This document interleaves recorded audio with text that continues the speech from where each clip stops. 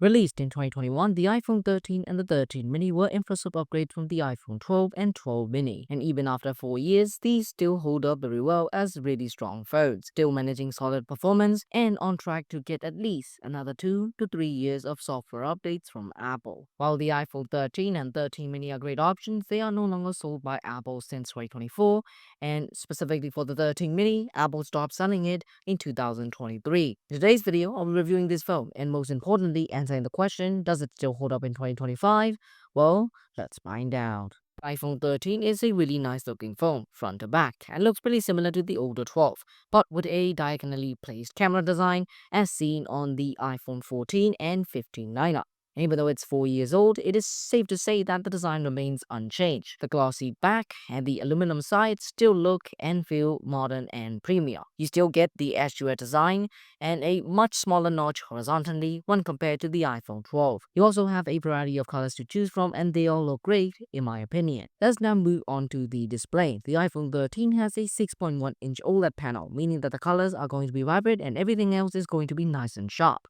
Since it's an OLED display, it's also going to achieve true blanks. The iPhone 13 mini, on the other hand, has a 5.4-inch display, but everything else, including the type of display that it uses, is the same, apart from the resolution, which is a little bit less. But it's not that big of a deal as it is still a 1080p Full HD display. While the display is great, there's something that's lacking, and that is 120Hz refresh rate. Other Android phones, even those who are in the budget or mid-range sector, have had 120Hz refresh rate for many years. Yet Apple has refused to put a 120Hz display on the iPhone 13 and 13 mini. Even in 2024/2025, with the iPhone 16, it still uses a 60Hz display. Now, a lot of people are going to say that 60Hz doesn't really matter, but for someone who has experienced 120Hz before, having a 120Hz display just feels smoother and faster. Another thing to look out is for brightness. It maxes out at 831 nits according to GSM Arena, and it's not the brightest display compared to today's standard, but it's still pretty great for outdoor use. Now let's talk about performance. Both the iPhone 13 and 13 mini has the same chip, the A15 Bionic.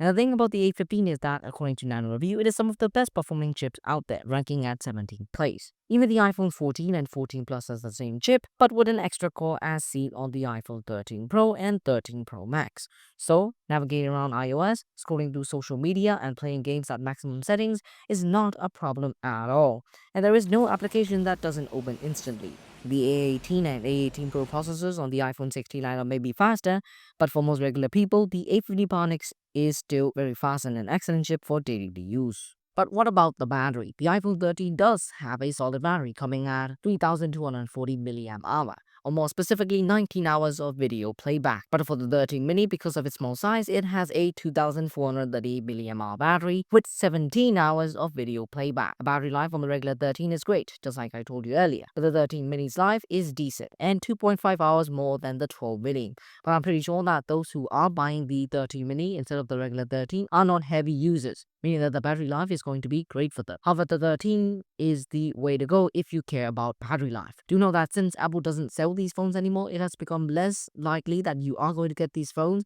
brand new with 100% battery health, and most likely going to get them on the second-hand market with a degraded battery, meaning that you won't get the best performance of the battery unless you replace them. With that being said, both the 13 and 13 mini support 20 watts wireless charging, 15 watts wireless with both Qi2 and MagSafe. Now for the cameras, the iPhone 13 and the 13 mini shares the same camera setup. So in this part of the video, when I say iPhone 13, it means both the regular 13 and the 13 mini. Both feature a dual 12 megapixel camera system consisting of a wide camera and an ultra wide camera. The main wide camera uses sensor shift optical image stabilization and technology borrowed from the 12 Pro Max, and both phones have the same upgraded ultra wide camera sensor. The front cameras are also identical and feature a 12 megapixel sensor. Both the front camera and the back camera can record up to 4K 60 fps. And here are some photos and videos taken with the iPhone 13, and some of these photos and videos are compared with the iPhone 12.